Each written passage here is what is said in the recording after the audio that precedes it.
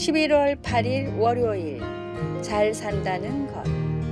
한국의 한 단체는 생존해 있는 사람들을 위한 장례식을 무료로 제공해 주고 있습니다. 그 단체가 2012년에 출범한 이후 10대부터 은퇴한 이들까지 총 2만 5천 명이 넘는 사람들이 살아서 하는 장례식에 참여하여 자신의 죽음을 진지하게 생각해 봄으로써 그들의 삶을 개선해 보려고 했습니다.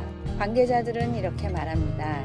가상 장례식은 참가자들에게 그들의 삶에 참 의미를 부여하고 감사함을 갖게 하며 가족이나 친구들과의 관계에서 용서와 회복을 촉진하기 위한 것입니다. 이 이야기는 전도서의 저자가 기록한 지혜의 말씀과 상통합니다.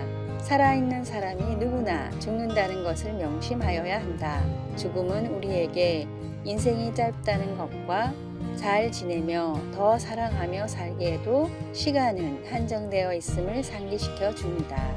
그리고 우리가 꼭 쥐고 있던 하나님이 주신 어떤 선물들, 곧 물질이나 관계, 즐거움 같은 것들에 집착하지 않고 지금 이 땅에서 자유롭게 그것들을 즐기면서 좀이나 동록이 해하지 못하며 도둑이 구멍을 뚫지도 못하고 도둑질도 못하는 하늘의 보물을 쌓아가게 해줍니다.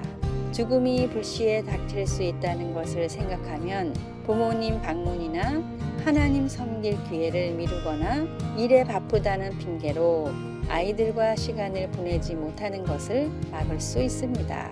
우리는 하나님의 도움으로 지혜롭게 사는 법을 배울 수 있습니다.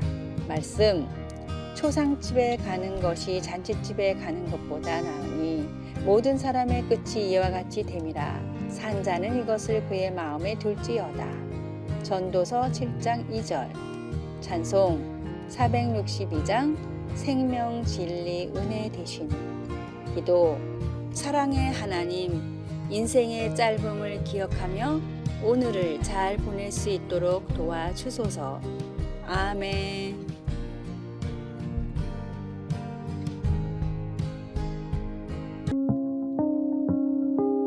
11월 9일 화요일 계약서에 적어야 할 것. 헌신에 대한 설교 말씀을 들은 한 성도가 예배 시간이 끝난 뒤 목사님을 찾아와 물었습니다. 목사님, 저도 주님을 위해 헌신하는 삶을 살고 싶습니다. 그런데 열심과 헌신의 차이가 무엇인지 도저히 모르겠습니다. 목사님은 잠시 자리를 떠나 종이와 펜을 가져왔습니다. 그리고 종이에다가 이렇게 적기 시작했습니다. 위임장, 내 인생의 모든 것을 예수님께 위임할 것을 나는 선언합니다.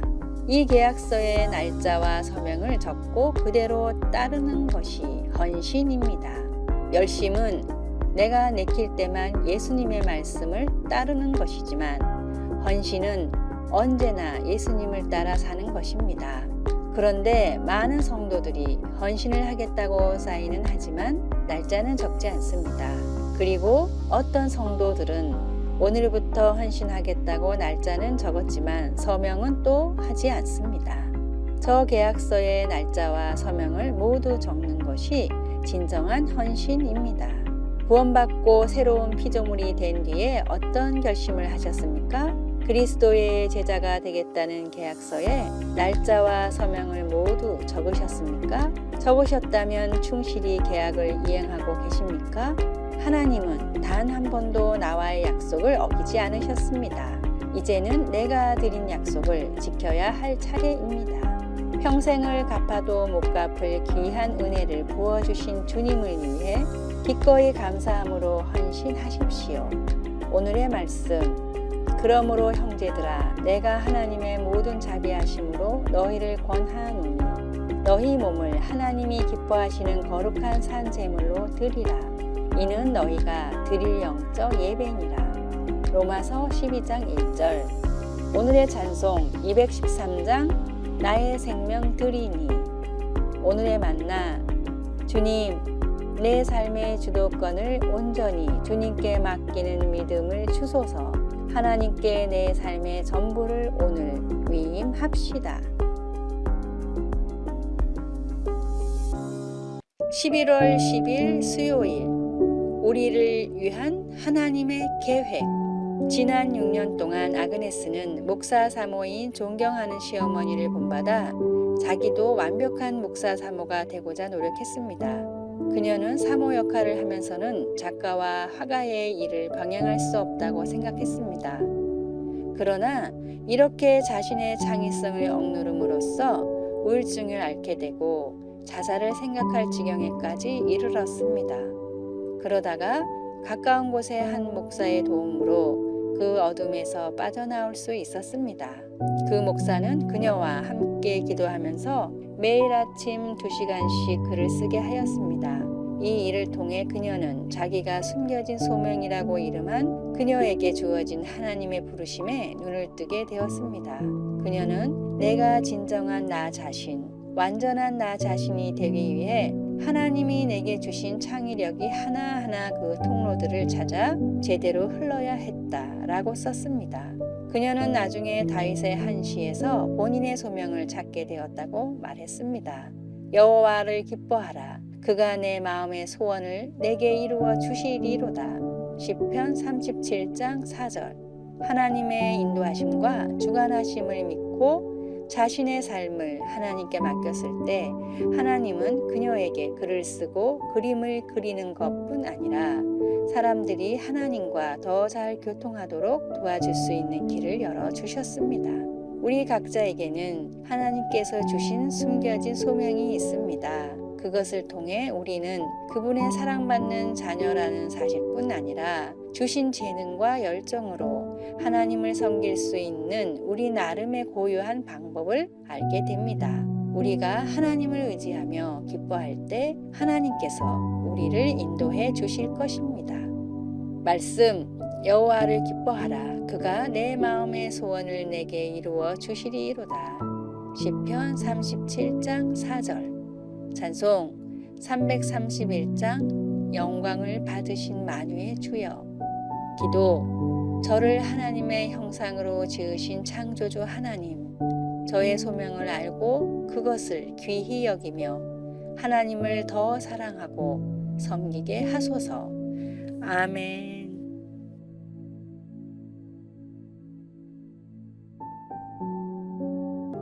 11월 11일 목요일, 영원히 사는 법. 중국의 인기 작가 두옹은 췌장암에 걸려 시한부 인생을 살아가고 있었습니다.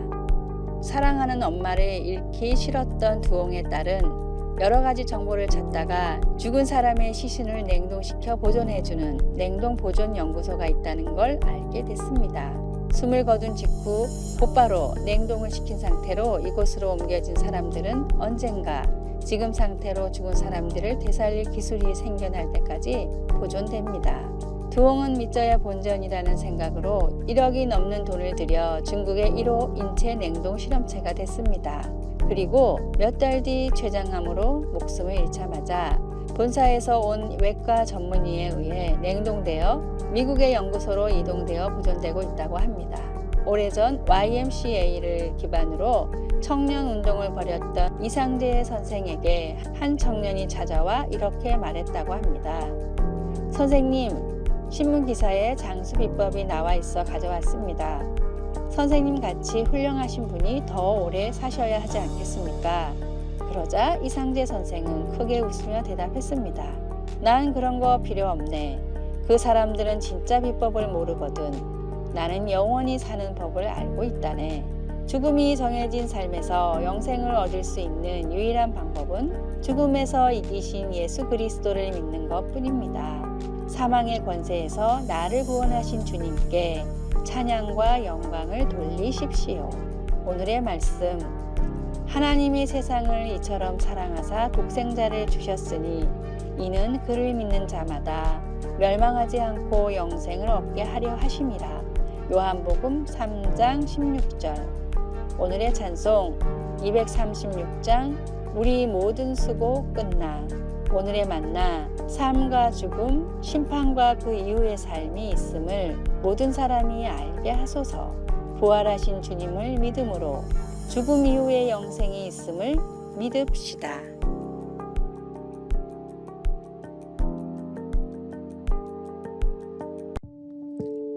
11월 11월 12일 금요일 영원히 지속되는 말씀. 19세기 초 토마스 칼라일은 철학자 존 스튜어트 밀에게 자기 원고를 주며 검토해달라고 부탁했습니다. 그러나 사고인지 고의인지는 모르지만 그의 원고가 불 속에 던져졌습니다. 그것은 칼라일의 유일한 사본이었습니다. 그러나 그는 당황하지 않고 소실된 장들을 다시 쓰기 시작했습니다. 한낮 난로의 불이 그의 머릿속에 생생하게 남아있던 그 이야기를 멈추게 할 수는 없었습니다. 커다란 손실을 거치면서 칼라일은 그의 기념비적인 작품 프랑스 혁명을 완성했습니다.